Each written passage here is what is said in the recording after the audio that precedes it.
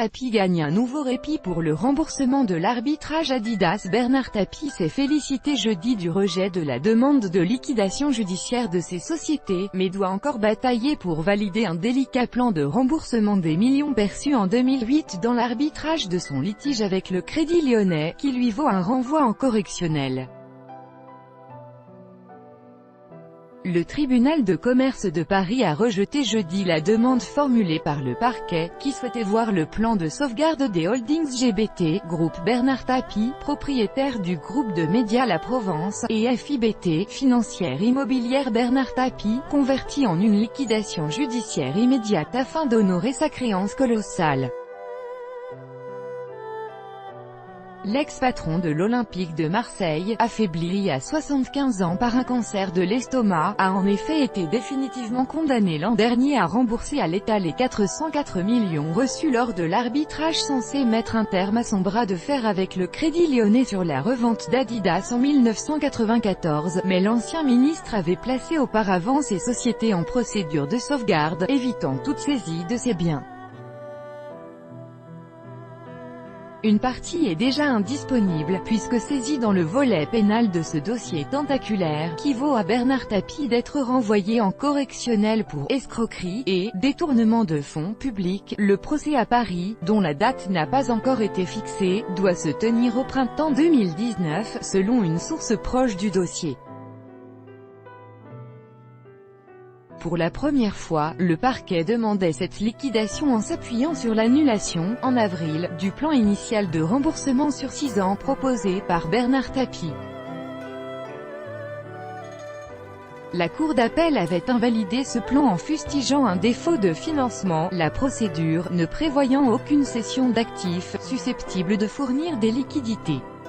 Jeudi, le tribunal ne s'est pas prononcé sur le nouveau projet présenté par Bernard Tapie, qui sera examiné à l'automne, mais s'est limité à constater que l'état de cessation des paiements n'est pas démontré pour ces sociétés.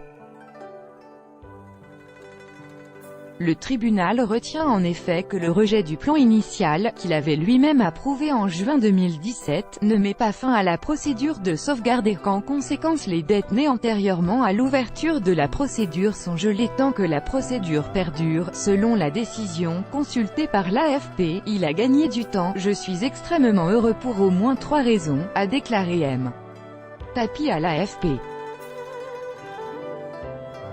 La première, c'est que, même lorsque la situation incite la justice à vous être défavorable, vous tombez toujours, à un moment ou à un autre, sur des magistrats qui n'ont à cœur que de respecter le droit, rien que le droit, quelle que soit la somme au final à rembourser. J'ai mis en place des garanties incontestables, qui permettent d'aller au bout de ce remboursement, a-t-il ajouté, et surtout, je suis tellement heureux par rapport à la Provence, qui fait un travail incroyable et qui va pouvoir continuer à travailler dans la sérénité, s'est-il encore réjoui. La situation de Bernard Tapie n'a pas bougé, il a gagné du temps mais pas de nouveaux moyens de paiement, a réagi le CDR, Consortium de réalisation, l'entité chargée de gérer le passif du Crédit Lyonnais et dont l'État est l'unique actionnaire. Ces sociétés sont dans une situation objective telle qu'il n'y a pas de possibilité de présenter un nouveau plan de sauvegarde crédible, a-t-il ajouté.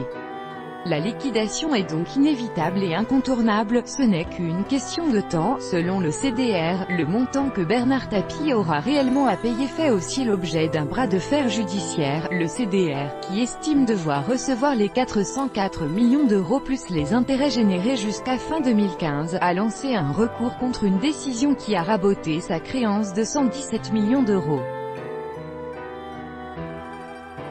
Le jugement du tribunal de commerce de juin 2017 ayant approuvé le plan initial fait par ailleurs l'objet d'une procédure pénale, depuis l'ouverture par le parquet de Paris d'une information judiciaire pour escroquerie. Tout droit de reproduction et de représentation réservé, copyright 2018, Agence France Presse.